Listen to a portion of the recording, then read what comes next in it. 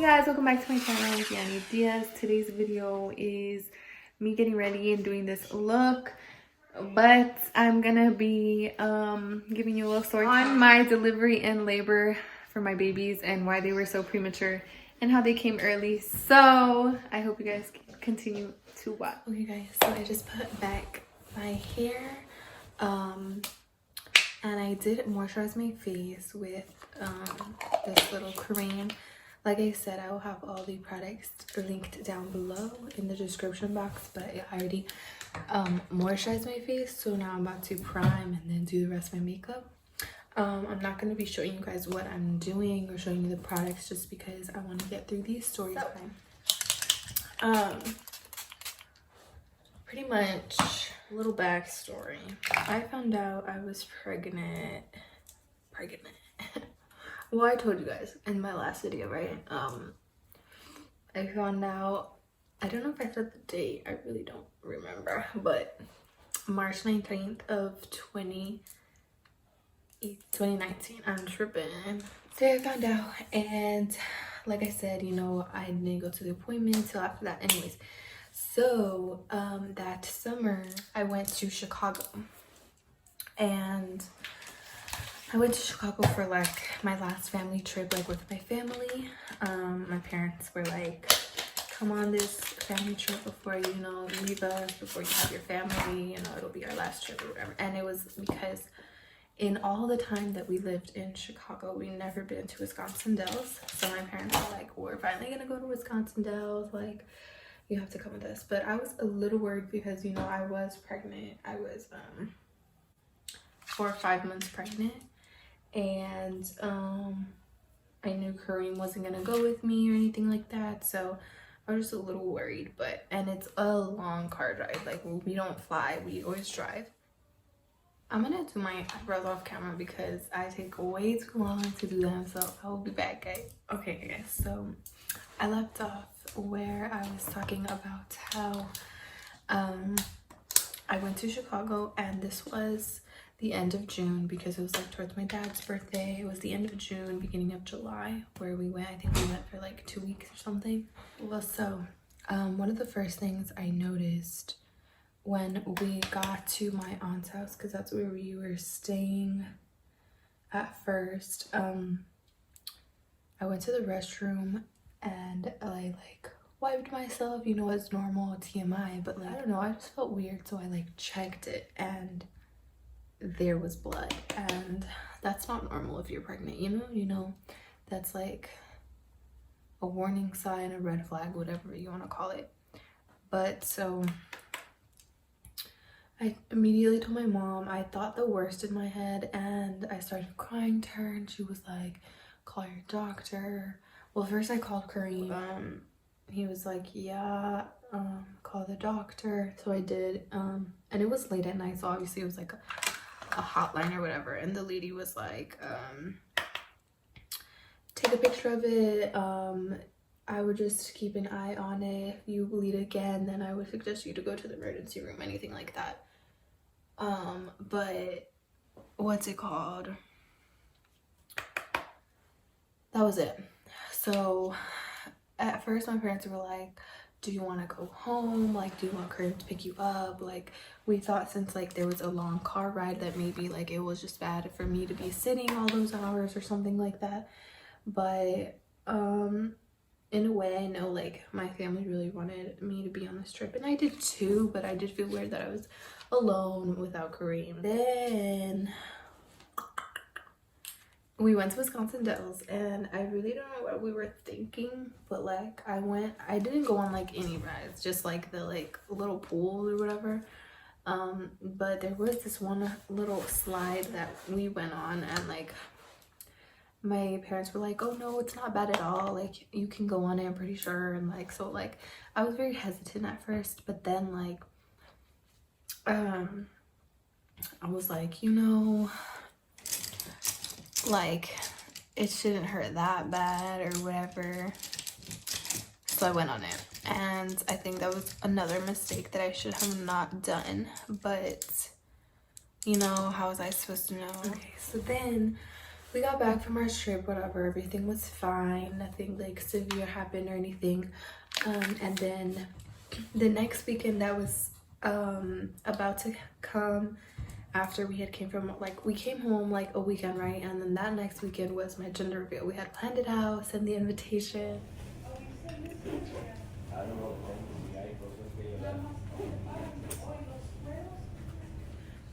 We had our decorations already, we had plans, just everything, right? Everything was like, you know, leading up to it. And I had my doctor's appointment on Tuesday to pick up the gender of the baby in an envelope and then take it to the thing that we were gonna use to reveal the gender on Wednesday. So we went on Tuesday. I was so excited, you know, blah blah blah blah. My doctor checks me and the first thing he says right away is, uh-oh. And I said, what? And he's like, we have a problem. And I immediately thought the worst, but I knew, like, by like the tone of his voice, it wasn't like the worst thing, you know, but I still felt like really like scared. So anyways, he was like, you're dilating, you're already 2 centimeters dilated, we need to get you downstairs to labor and delivery. And in my head, I could not process what was happening. Like, I was like, I am barely 23. So anyways, he was like, get dressed, you need to go ASAP. So I got dressed, and as I was dressing, I was crying, bursting in tears. Thank God my mom was with me. I was kind of sad that Cream like wasn't there with me, but he had work. So we called him right away. I was crying. My mom was like, Kareem, like blah blah blah, and he was like, I'm almost off, I'll be there like right after I get off. Like, we were about to walk out of the room so we could go downstairs, right? And one of the nurses like, no, you cannot walk no more. And they brought me a wheelchair and they wheeled me down to the labor and delivery. And I was like, what is going on? Blah, blah, blah. And so pretty much, to shorten what had happened, is basically I was dilating, but I wasn't having contractions. I wasn't in active labor, obviously. All they were concerned about was that these babies could come out at any point in time. So what they were gonna do was put me on bed rest, literally for the rest of my pregnancy, which was like almost half of like the rest of it, right? Like half a whole pregnancy. So I felt devastated at the moment. I was like, I literally was about to have my gender reveal. I can't have a gender reveal. I can't have a baby shower. Me and Kareem were in the process of moving out, looking for apartments. I can't do that. Like, everything just like, I don't know, it just like was like colliding, and like I felt really sad. But most importantly, I was so concerned that my babies would come out like this early. And at that point, I didn't know much about premature babies. Like, I didn't know about the NICU that much. I didn't know like what are the chances of a 22-week-old baby versus a 32. Like, I didn't know all those things. And so whenever I was put on bed rest, you know, there was a bunch of doctors that came and talked to us about it, like all the chances of survival at different stages of weeks and stuff like that. And it just really like scared me. It scared me so much. Not only that, but like, it's kind of selfish to say, but like, you would think that laying in a bed for like weeks is fun, right? Like, oh, you could sleep all you want, blah blah blah blah blah. No, let me tell you from personal experience, that thing was horrible. Like, you couldn't, I mean, at least I couldn't do anything. I could not get up to go to the restroom at all. They put a catheter in me. I could not shower. They had to like wipe me down, bathe me type of thing. Like, my hair was crusty, like greasy, like I had not shaved. Like, I couldn't do anything, and I had to be laying like this. The most I could like go with like that maybe. I could not sit up like at a 90-degree angle, like, you know, like what I'm saying. I could not. I had to be laying down. And so yeah, so I went in to labor and delivery at well, they brought me to labor and delivery, and then I think they took me to a different like part of the hospital where like it's after you give birth, I want to say. Yeah, because I was gonna be there for like a longer time, you know. So I went in at 22 weeks, and then I made it to the next week. July 15th was a Monday. I was 24 weeks and 5 days exactly, and that is when I had my baby girls. So what happened, y'all, you may think 1 week or 1.5 weeks, 2 weeks, whatever, is not a lot, but when you're in that bed, you are like time goes by so slow. Like, yeah, you have your phone, yeah, you have TV, yeah, you have your family, but like, you are alone. No one knows what you're going through. And there had been so many things that like stuff that I went through as well. So like, I had to constantly have a monitor on me, which are actually 2 monitors on my stomach at all times, to check the baby's heart rates. And that thing was so annoying because like, you're laying down and that thing is tight and it could like move, and then the babies move, and then like it was just so hard.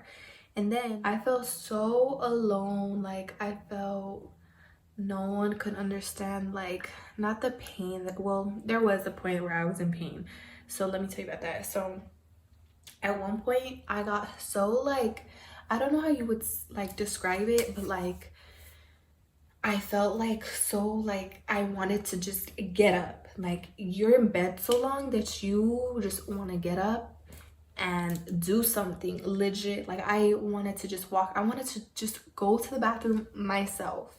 And like, I felt so, I don't know how you would say it, but like, I could not breathe at one point. Like, I had to call, they pressed this like button, and literally whole respiratory team came in, all the nurses, a doctor came in, and they had to put like the emergency like thing on me because I was having such a hard time breathing. I was like I could not breathe. I vividly remember it, but that was really scary. And I think from then on, like, they had put me on a lot of medications and like whatever, like, you know, I mean, I was on stuff like to stop contracting so I like wouldn't go into labor or whatever. I also got see, I don't know all these terms, I don't know all the big medications. I'm pretty sure Kareem would know and remember, but I don't remember anything at that point. But it was like, so the babies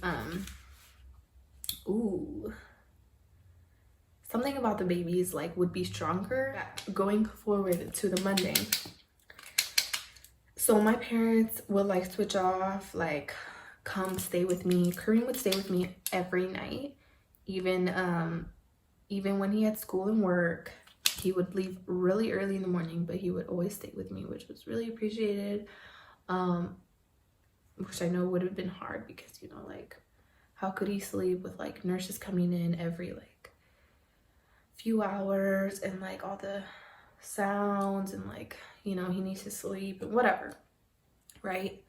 But he did it. So anyways, my mom had been with me almost every day. She would come, either if she wouldn't like stay, she would always come visit me at night, you know, because she has her kids as well, my siblings.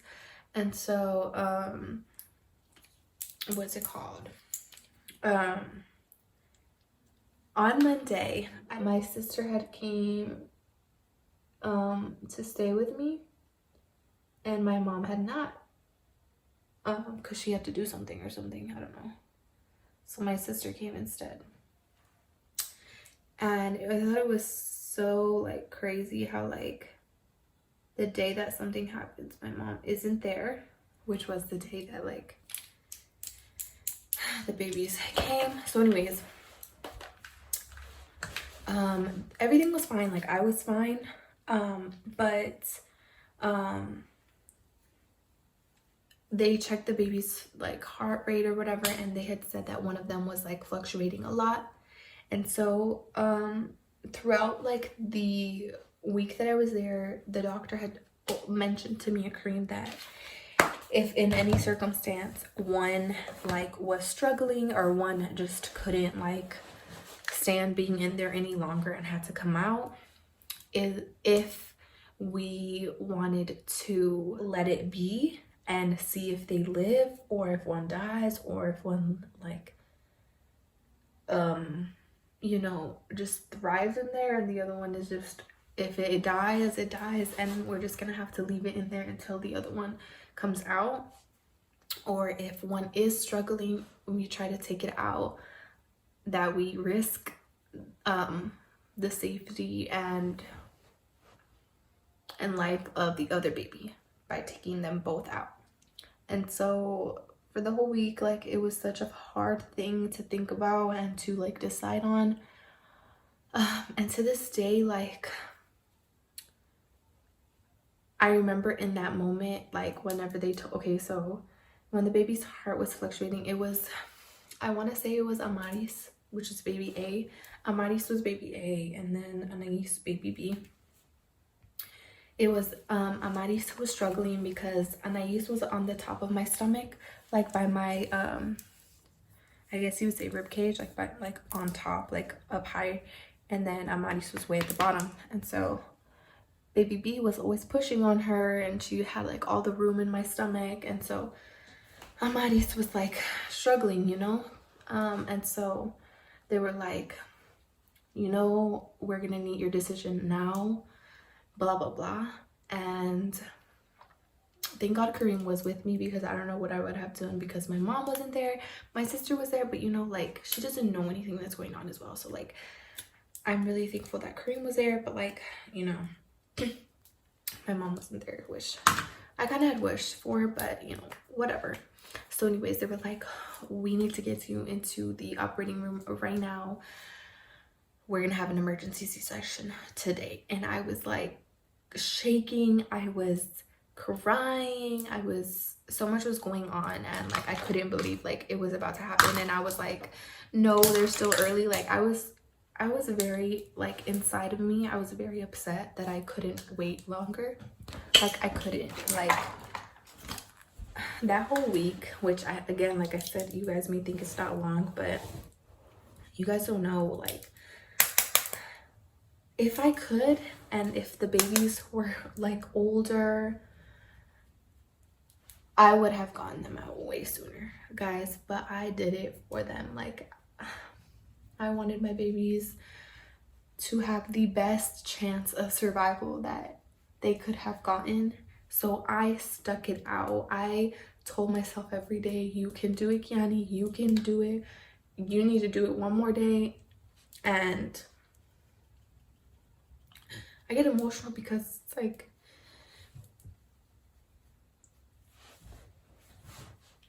it was me. Like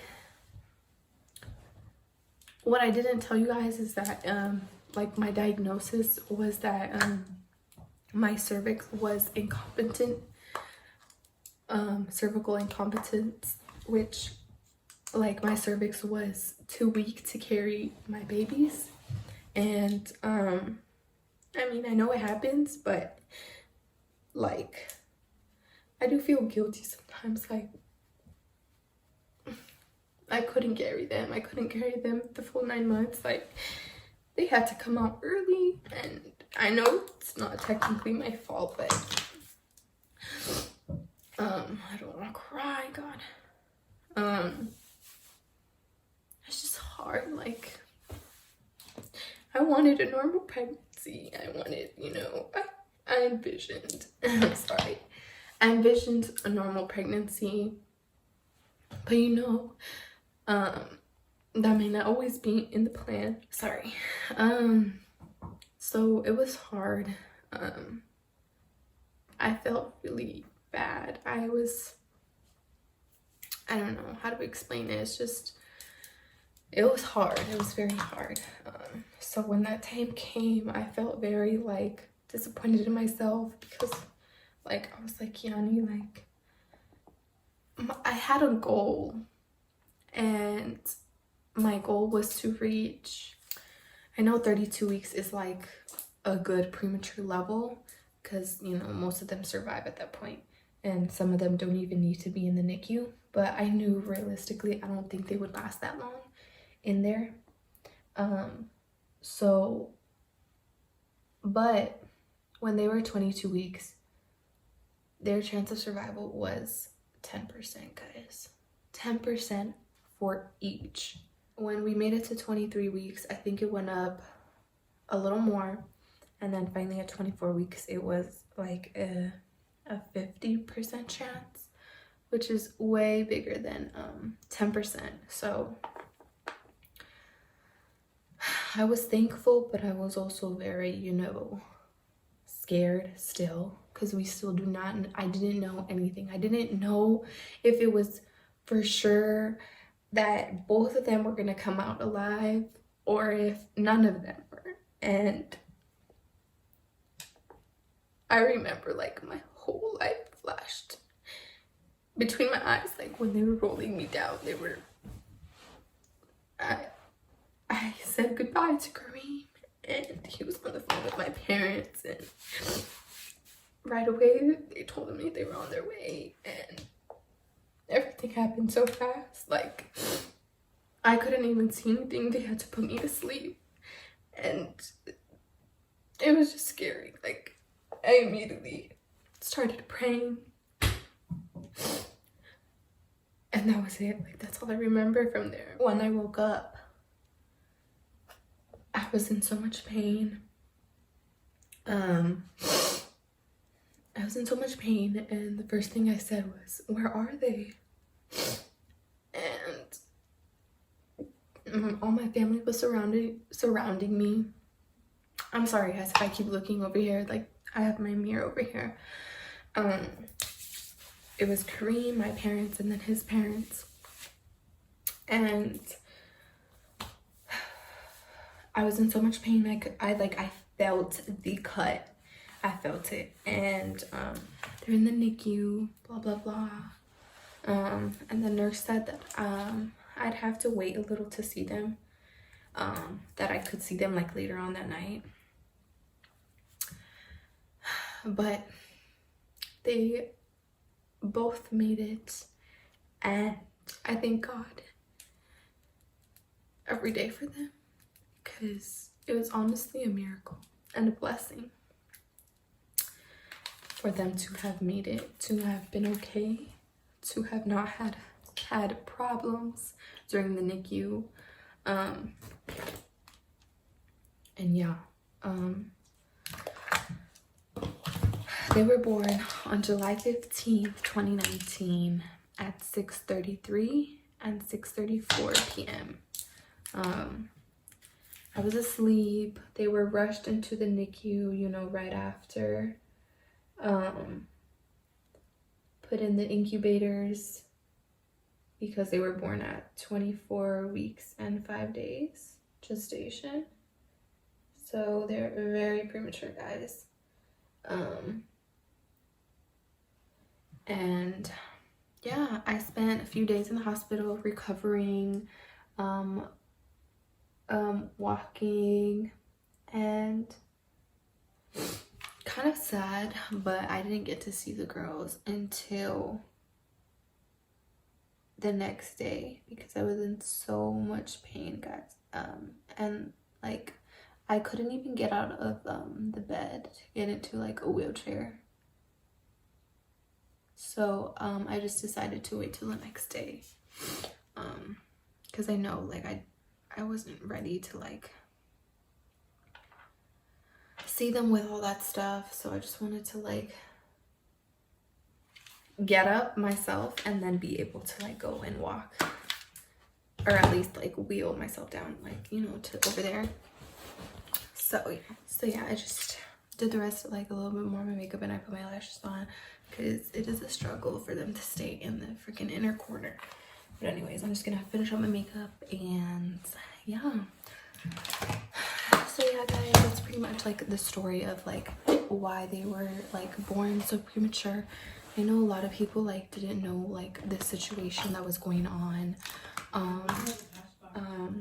but you know, I do feel like some people were like shy to ask, or just didn't feel like, you know, their place to like ask about those things, which I understand and I appreciate, but you know, it is okay to ask, you know.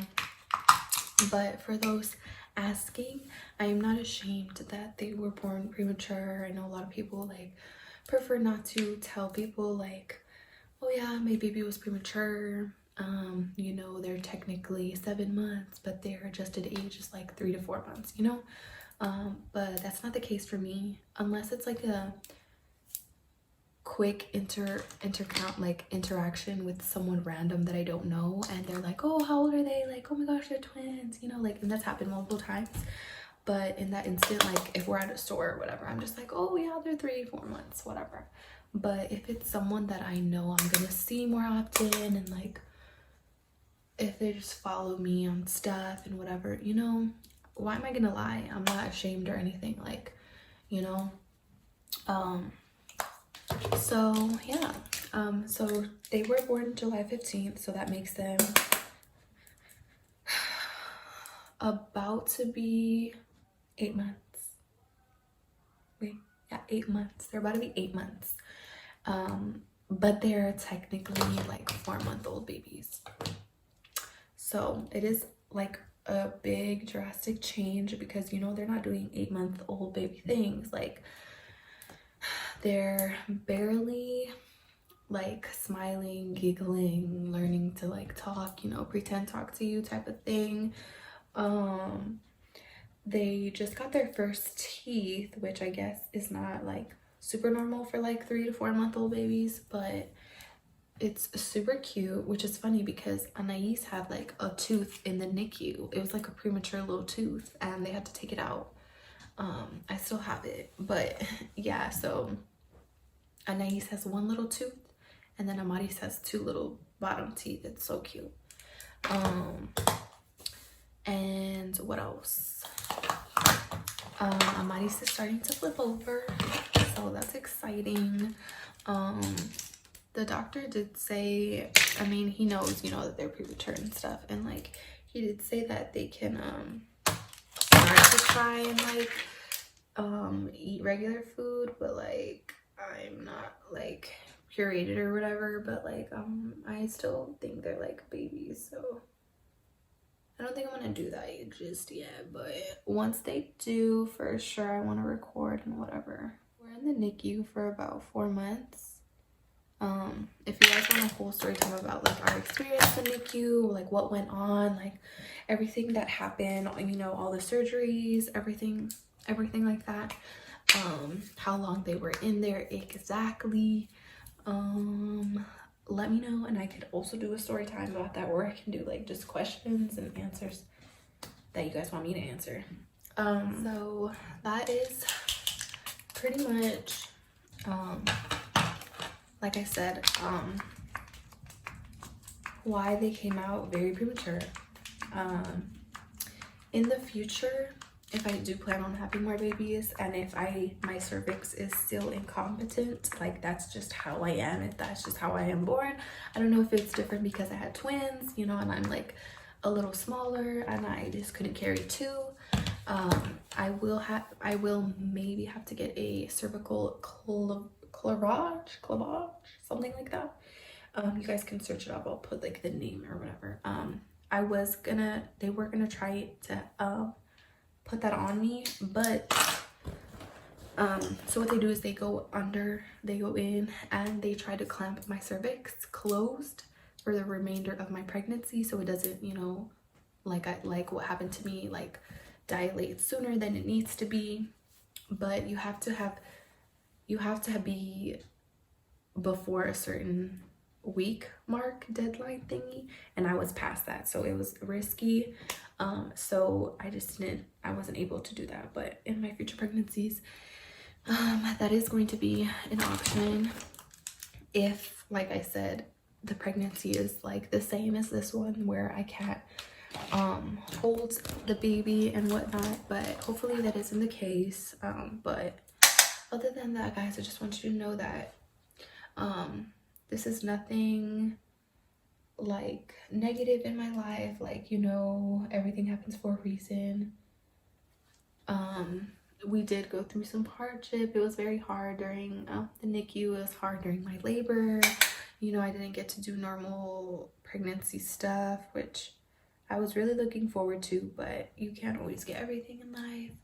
I'm just super, super, super, super thankful, grateful that my babies are well and alive, and they're home and they're growing like no other. Like, if you were to look at them, you wouldn't think twice that they were like premature, that premature. And in the NICU, like, God has really, really blessed me and my family, and I couldn't ever, you know, want more. So I'm done with my makeup look. My hair kind of fell. I curled it a little earlier and it's just falling, so I'm gonna probably curl a few more pieces. But I hope you guys enjoyed this little story time. I hope you guys find it kind of a little more helpful to understand my situation and the babies. All right, guys, so this is the finished look. My lashes are coming off a bit, like, you know, in the inner corner, but you know how hard it is, but I will fix it. But anyways, I just did like a simple, like, goldy brownie, whatever you want to call it, it's like look. And I parted my hair down to the side.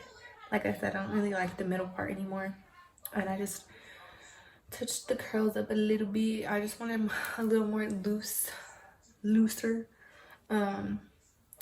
So yeah, but like I said, I hope you guys enjoyed this story time, and I hope you guys could understand a little bit more about my situation and like, you know, the story behind my daughter's early coming and all that.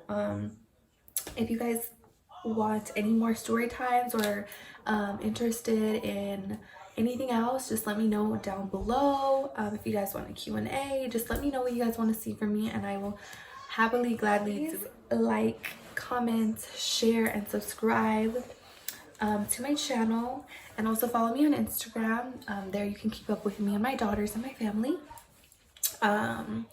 Yeah, so hopefully soon I can get Kareem on the channel, and also the girls. Hey guys, so I said oh, I wanted to show the girlies, so here's Muddies. Wait, I had to put a bow on her because I was like, she not showing up with no bow, and they still don't have their ears pierced, so like, can't really, you know, she's a girl. Anyways, say hi, Momos. Say hi, Amor. Are you gonna talk, Mama? Anyways, she is baby A. She was when I was struggling or whatever. But yeah, look at how big she is. She still doesn't like sit up completely by herself, you know, but she's almost there. Little bit. I hear you, Anais. Do you guys hear the other baby? I could drop that. I can't. She burped. Anyways, this is Anais. Are you recording it? Yes. Mama, your bow is everywhere. Okay, you can take up Anais. Anyways, this is both of them. And tell me if you guys notice. Wait, come here. Come here. Come here. You want? Who is this? Wow. This is the babysitter. First time on my channel. It's the babysitter. It's the baby daddy. It's the baby daddy. Anyways, this is Anais. What you looking at, mama? Wow. Your bow is not on right. There you go. She's a little more chunker cheeks, as you can tell. She's a little lighter, as in complexion. But tell me, guys, if you think they are identical, or obviously me and Dad can tell them way apart. Sometimes I don't even think they look identical, like, but yeah, they're super cute. So I just wanted to show you guys them.